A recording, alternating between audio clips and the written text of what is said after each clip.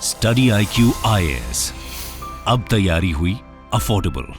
नमस्कार दोस्तों पिछले कुछ दिनों से आप देख रहे होंगे लगातार देश में वेल्थ डिस्ट्रीब्यूशन को लेकर काफी ज्यादा चर्चा चल रही है। लोकसभा चुनाव को मद्देनजर रखते हुए बीजेपी और कांग्रेस दोनों ने ही मैनिफेस्टो जारी किया था, तो पीएम मोदी ने और बीजेपी ने प्रहार किया है कांग्रेस के मैनिफेस्टो पर। और ये आप खबर देख सकते हो, PM Modi wants people, Congress will distribute your wealth. तो पीएम मोदी का आप बयान देख रहे होंगे, पिछले कुछ दिनों से लगातार आ रहा है, अलग अलग रैलीज में वो बोल रहे हैं और इल्जाम लगा रहे हैं कांग्रेस पार्टी के ऊपर कि अगर कांग्रेस पार्टी पावर में आती है तो वो आपके वेल्थ को डिस्ट्रीब्यूट कर देगी। और इसी को लेकर कांग्रेस काउंटर कर रही है। लेकिन क्या हुआ है, आज सैम पिट्रोडा, कांग्रेस पार्टी के एक और मेंबर हैं, सदस्य हैं, उनकी तरफ से एक ऐसा बयान आ गया, यूएस में जो इनहेरिटेंस लॉ है उसको लेकर कमेंट किया गया, जिसकी वजह से ये जो पूरा विवाद है वो और ज्यादा बढ़ गया है। तो यहां पर इस वीडियो के अंदर इन्हीं सारी चीजों के बारे में हम डिटेल से चर्चा करेंगे और साथ ही साथ देश में जो अलग अलग रिलीजियस ग्रुप्स हैं, कास्ट हैं, उनके पास कितना वेल्थ है, क्या हमारे पास ऐसा कोई डेटा है, वो भी मैं आपको बताऊंगा। बहुत कुछ जानने को मिलेगा इस वीडियो से। चलिए आगे बढ़ते हैं, लेकिन उससे पहले ध्यान रखिएगा, आप में से जो भी लोग यूपीएससी की प्रिपरेशन कर रहे हैं, आप हमारे जीएस फाउंडेशन बैच, जिसमें कंप्लीट प्रिपरेशन कराई जाती है, प्रीलिम्स, मेंस, इंटरव्यू, सब कुछ आपको मिलता है, पर्सनल मेंटर भी मिलते हैं, 18 बुक्स इसके अंदर दिए जाते हैं, आपको कुछ भी एक्स्ट्रा लेने की जरूरत नहीं है। बस हमारे वेबसाइट ऐप पर जाइए या फिर कमेंट सेक्शन में लिंक है और यूज करिए कोड अंकित लाइव। ये कोड इस्तेमाल करके आप मैक्सिमम डिस्काउंट 2025 का बैच हो या फिर 2026, उसमें आप ले पाएंगे। और इसके अलावा अगर आप एमसीक्यूज अटेम्प्ट करना चाहते हैं तो मेरे इंस्टा पेज पर जाइए, वहां पर स्टोरीज में जितने भी एमसीक्यूज हैं उसको भी आप अटेम्प्ट कर सकते हैं। चलिए शुरुआत करते हैं और सबसे पहले ये देखते हैं कि एग्जैक्टली हुआ क्या है। देखिए, पीएम मोदी की तरफ से जो कमेंट आया है रिसेंटली वेल्थ डिस्ट्रीब्यूशन को लेकर, वो काफी ज्यादा चर्चा में चल रहा है। कांग्रेस पार्टी का कहना है कि पीएम मोदी का जो भी बयान है वो सही नहीं है, पीएम पद को वो शोभा नहीं देता। बेसिकली अगर आप देखोगे तो राजस्थान के रैली में पीएम मोदी ने क्या कहा,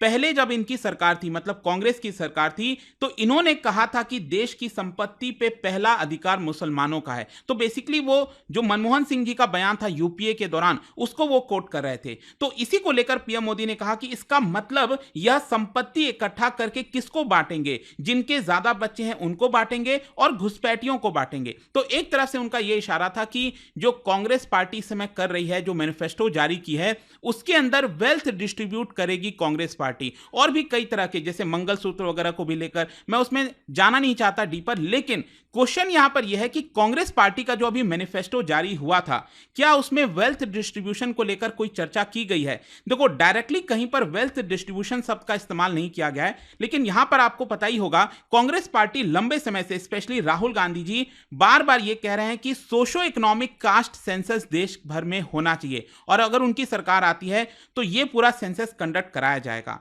और राहुल गांधी यह कह रहे हैं कि एक तरह से यह भारत का एक्सरे की तरह काम करेगा। पता ही है आपको कि अगर कोई हमें बीमारी होती है, कोई प्रॉब्लम आती है, तो हम अपने बॉडी का एक्सरे कराते हैं, उसी प्रकार से भारत का ये एक्सरे जैसा होगा। उससे हमें पता चलेगा कि देश में कितनी गरीबी है, किसके पास कितने जॉब्स हैं, किसके पास कितना वेल्थ है, उसके हिसाब से यहां पर उस प्रॉब्लम को सॉल्व करने की कोशिश की जाएगी। तो यहां पर वेल्थ डिस्ट्रीब्यूशन जो शब्द है वो इस्तेमाल नहीं किया गया है, पहली चीज। फिर दूसरा, यहां पर उनके मैनिफेस्टो में एक और है, पॉइंट नंबर 6, पेज 6 पर, वहां पर यह कहा गया है कि we will enhance institutional credit to scheduled caste and scheduled tribe. तो यहां पर भी आपको वेल्थ डिस्ट्रीब्यूशन के बारे में नहीं मिलेगा, लेकिन हां, कांग्रेस पार्टी ने यह जरूर कहा है कि we will address the growing inequality of wealth and income through suitable policy changes. तो यहां पर कांग्रेस यह कह रही है कि अगर हम सत्ता में आते हैं, सरकार बनाते हैं, तो हम ऐसे पॉलिसीज लेकर आएंगे देश के अंदर ताकि जो इनइक्वालिटी बढ़ रही है उसको हम कम कर सकें।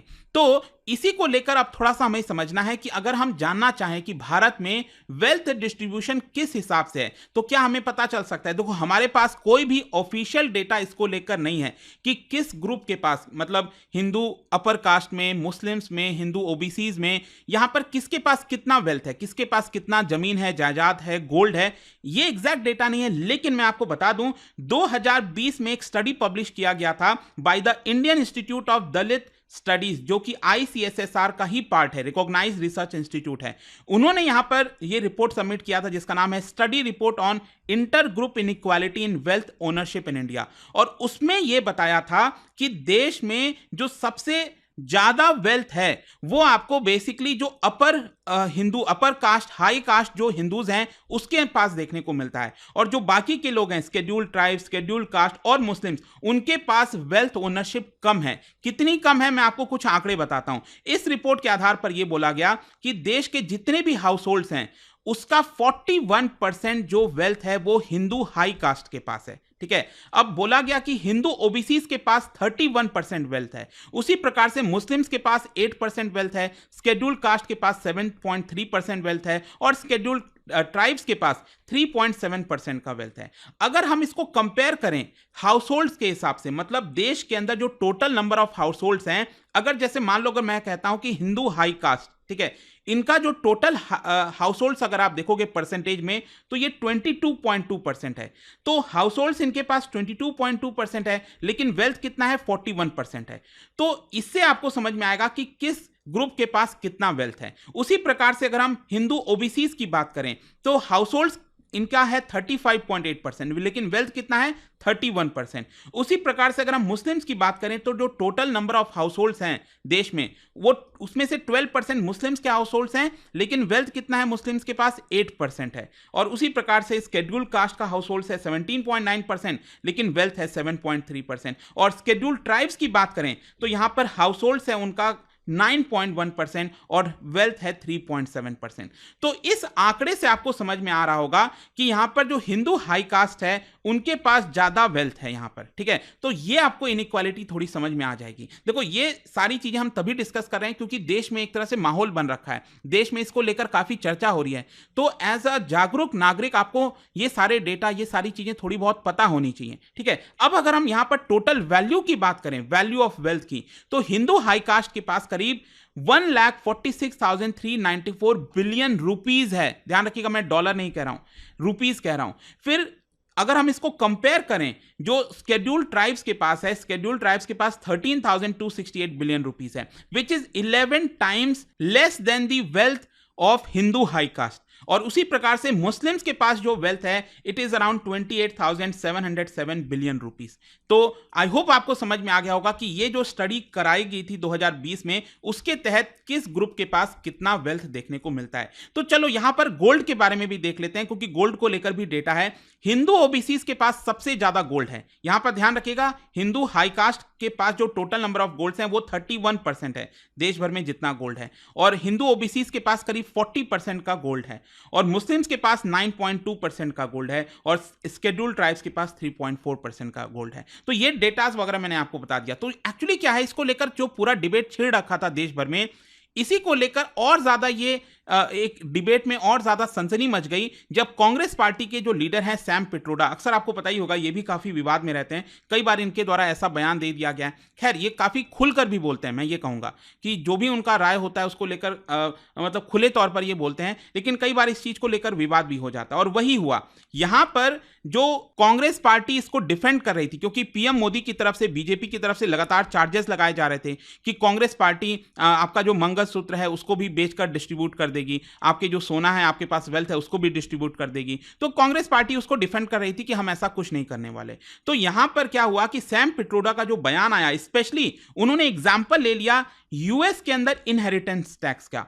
उसके बाद से आज आप सुबह से देखोगे सोशल मीडिया से हर जगह, तो कांग्रेस पार्टी फर्दर इसको डिफेंड कर रही है और कह रही है कि जो सैम पिट्रोडा का बयान था वो उनका खुद का पर्सनल बयान है, ये कांग्रेस पार्टी का नहीं है। तो अब क्वेश्चन ये है कि सैम पिट्रोडा के द्वारा क्या बोला गया है। देखो, उन्होंने एक्चुअली एएनआई को एक इंटरव्यू दिया, और इस इंटरव्यू में उन्होंने जो पीएम मोदी के द्वारा बोला गया था अभी रैलीज में, उसी को लेकर बोला और कहा कि मुझे बिलीव नहीं हो रहा था कि पीएम मोदी ये चीजें कह रहे थे। मुझे तो पहले लगा कि ये एआई जनरेटेड वीडियो है, पीएम पद को ये शोभा नहीं देता, और कांग्रेस का जो मैनिफेस्टो है वो वेल ड्राफ्टेड है, हमने बहुत सोच समझकर ये लिखा है, हमने ये कभी नहीं कहा कि आपका जो सोना है, मंगलसूत्र है, वो चुरा लेगी सरकार और उसको डिस्ट्रीब्यूट कर देगी। मेरे ख्याल से यहाँ पर पीएम मोदी जो है पैनिक में आ गए हैं फर्स्ट फेज के इलेक्शन के बाद, तो वो ये सारे बयान दे रहे थे। और फर्दर उन्होंने कहा कि यहाँ पर जो कांग्रेस पार्टी है वो जो लोअर तबके के लोग होते हैं, जिनके पास पैसे कम हैं, उनके ऊपर ज्यादा फोकस करती है, चाहे वो ट्राइबल्स हो, दलित हो, मुस्लिम्स हो, ओबीसीज हो।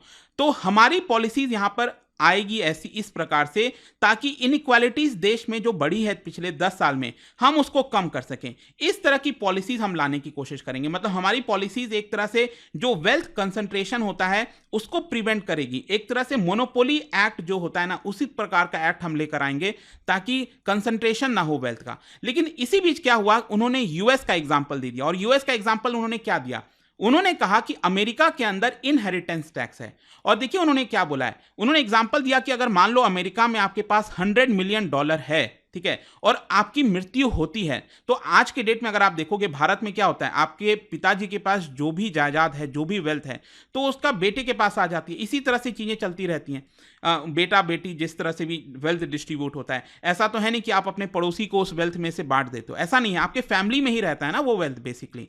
तो क्या है कि यूएस में उन्होंने कहा कि अगर आपके पास $100 मिलियन का वेल्थ है और आपकी मृत्यु हो जाती है, तो उस केस में आपके बच्चों को सिर्फ 45% ही मिलता है और बाकी का 55% सरकार ले लेती है, ताकि वो इसको एक तरह से रीडिस्ट्रीब्यूट कर सके, गरीबों तक पहुंचा सके। तो ये एक तरह से जो लॉ है अमेरिका के अंदर वो काफी इंटरेस्टिंग है।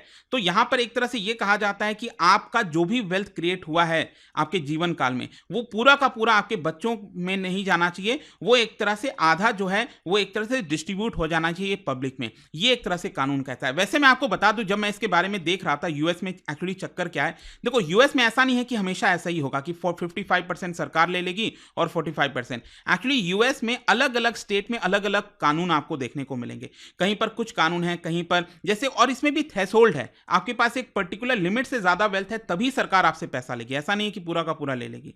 तो इसमें भी थोड़ी सी डिफरेंट चीजें हैं। जब मैं ये देख रहा था, ओवरऑल सैम पिट्रोडा ये कह रहे हैं कि this is a policy issue. Congress party एक ऐसा पॉलिसी लेकर आएगी ताकि वेल्थ डिस्ट्रीब्यूशन सही तरीके से हो सके, ये सैम पिट्रोडा ने कह दिया। उसके बाद क्या था, यहां पर बीजेपी और बाकी जितने भी सोशल मीडिया पर अगर आप देखोगे तो उन्होंने यहां पर बयान दिया है कि Congress has decided to destroy India. अब सैम पिट्रोडा एडवोकेट कर रहे हैं कि आपका 50% इनहेरिटेंस जो टैक्स है वो भी लगाया जाएगा। मतलब आपका जो वेल्थ है ना उसके ऊपर और 50% लगाया जाएगा। ऑलरेडी आपके ऊपर टैक्स इतना लगाया जाता है, ऊपर से ये वाला भी जो पैसा अगर सरकार ले लेगी, तो एक तरह से कांग्रेस पार्टी ये सही नहीं कर रही है। खैर, इसको देखते हुए कांग्रेस पार्टी ने डिफेंड किया। स्पेशली यहां पर जयराम रमेश जी का अगर आप बयान देखोगे, उन्होंने पूरा ट्वीट लिखा है और उसमें उन्होंने कहा है कि जो सैम पिट्रोडा है वो एक फ्रेंड है, फिलोसोफर है, गाइड है, और जब भी वो बोलते हैं अपने ओपिनियन रखते हैं काफी फ्रीली तरीके से रखते हैं। लेकिन इसका मतलब ये नहीं है कि जब उनके ओपिनियन है तो वो कांग्रेस पार्टी के भी ओपिनियन है। यहां पर बीजेपी जानबूझकर असली मुद्दे से भटकाना चाह रही है। पीएम मोदी का जिस तरह का बयान आया है इलेक्शन कैंपेन के दौरान, उससे भटकाना चाह रही है। खैर, यहां पर मैं देख रहा था कि सैम पिट्रोडा ने भी जस्ट 2-3 घंटे पहले इसको लेकर सफाई भी दिया और कहा कि इट इज वेरी अनफॉर्चुनेट कि मेरे जो बयान है इनहेरिटेंस टैक्स को लेकर उसको तोड़ मरोड़ कर दिखाया जा रहा है। मैंने बस एक एग्जांपल दिया, इसका मतलब ये नहीं है कि हम ये लॉ भारत में भी लेकर आएंगे। कौन कह रहा है कि 55% आपसे ले लिया जाएगा? तो सैम पिट्रोडा भी अपने बयान को लेकर डिफेंड कर रहे थे। खैर, जो भी कुछ था, जो भी फैक्ट्स थे, जो भी चल रहा है वो मैंने आपको बता दिया है। और मैं हमेशा ये कहता हूं, आप क्या सोचते हो इसको लेकर, मुझे आप बताइए। क्योंकि देखो, अगर आप में से कई लोग पूछते हैं कि सर आपका क्या ओपिनियन है, देखो ओवरऑल अगर आप मेरा ओपिनियन देख लोगे, और स्पेशली इकोनॉमी का स्टूडेंट होने के नाते मैं हमेशा ये मानता हूं कि अभी जिस स्टेज पर भारत है, यहां पर हमें वेल्थ जनरेट करने की जरूरत है।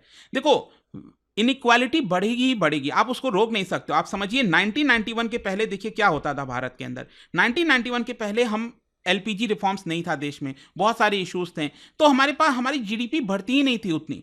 हमने 1991 का रिफॉर्म लाया, इसकी वजह से जीडीपी का साइज बढ़ने लगा और आज के डेट में देखिए हम टॉप 5 इकोनॉमी में आ चुके हैं। और बहुत जल्द, अभी जस्ट मैं देख रहा था आईएमएफ का, वर्ल्ड बैंक का, जिसमें बोला गया है कि अगले साल 2025 में हम 4th लार्जेस्ट होंगे और 2027 में 3rd लार्जेस्ट बन जाएंगे।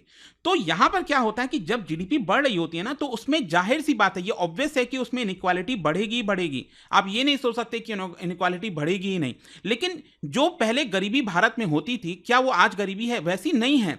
लोग गरीबी से ऊपर उठकर आए हैं, मिडिल क्लास में आए हैं, हायर मिडिल क्लास में गए हैं।